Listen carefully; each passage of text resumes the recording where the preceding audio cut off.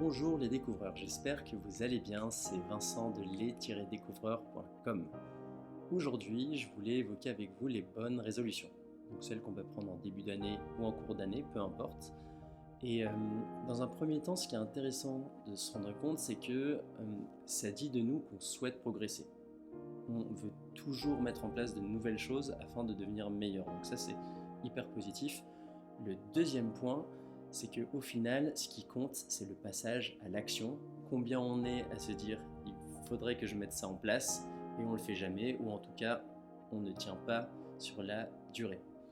Donc, si vous avez toujours une bonne excuse pour ne pas tenir vos résolutions, si vous avez du mal à les tenir, cette vidéo est faite pour vous. Je vous partage 5 grands principes qui vont vous permettre de toujours tenir vos résolutions.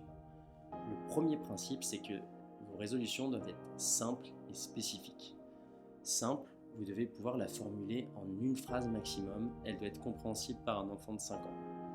Spécifique, c'est pour vous aider à vous projeter ce vers quoi vous tendez, ce que vous voulez atteindre.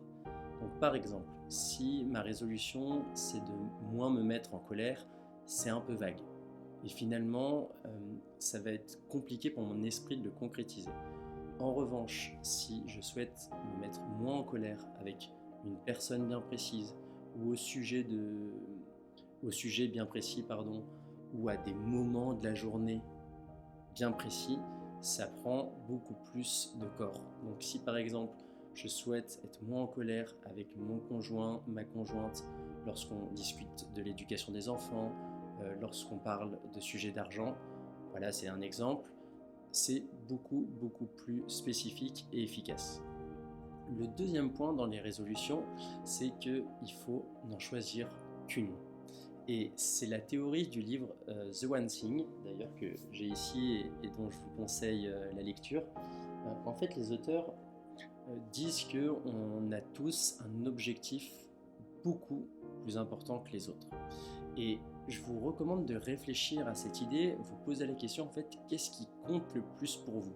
Vous aurez beau mettre sur la table tous les sujets importants pour vous, si vous essayez d'en comparer un par rapport à l'autre, vous allez réussir à les éliminer et à n'en garder qu'un. Vous voyez, un qui est vraiment le plus important, le plus urgent pour vous à corriger. Et donc du coup, cette résolution, elle doit correspondre à cet objectif-là, celui qui est le plus important pour vous. Pourquoi? Parce que comme ça, vous ne dispersez pas votre effort. Vous vous focalisez comme un laser sur la résolution en question. L'autre point positif, c'est que vous n'avez pas cette excuse de vous dire j'avais d'autres résolutions à gérer et donc du coup c'était plus compliqué pour moi.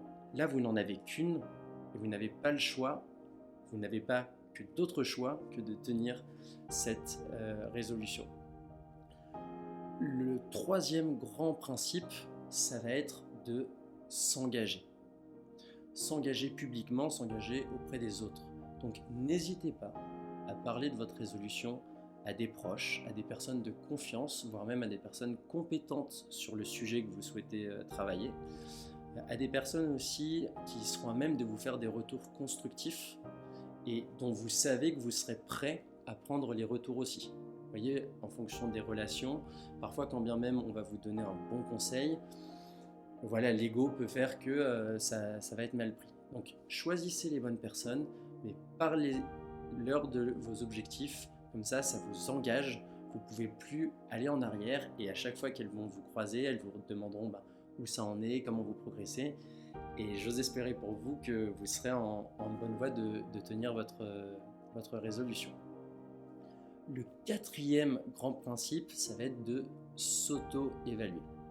Hyper important, au cours du coup des semaines, des mois qui suivent votre décision et l'application de cette bonne résolution, il faut essayer de prendre le temps de voir comment vous avez progressé et de comparer d'une semaine à l'autre, d'un mois à l'autre. Ne pas hésiter à écrire voilà, les fois où vous vous êtes un peu loupé, les fois où vous progressez bien.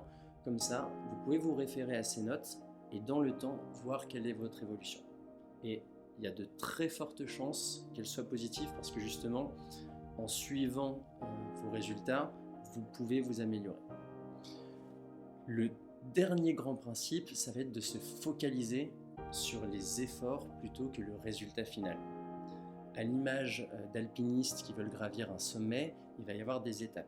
Et finalement, déconstruire un gros objectif, une grosse tâche, va vous la rendre moins impressionnante. Et plus vous focalisez sur ce qu'il faut faire au quotidien.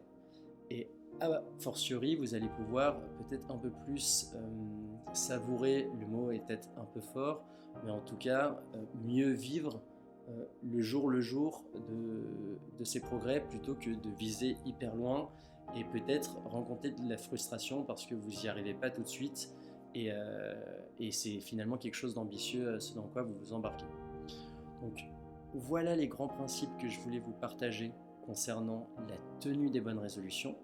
N'hésitez pas à me dire en commentaire si ça a marché pour vous, si vous avez peut-être d'autres techniques. En attendant, moi je vous dis à bientôt et pour plus de contenu, n'hésitez pas à regarder la description.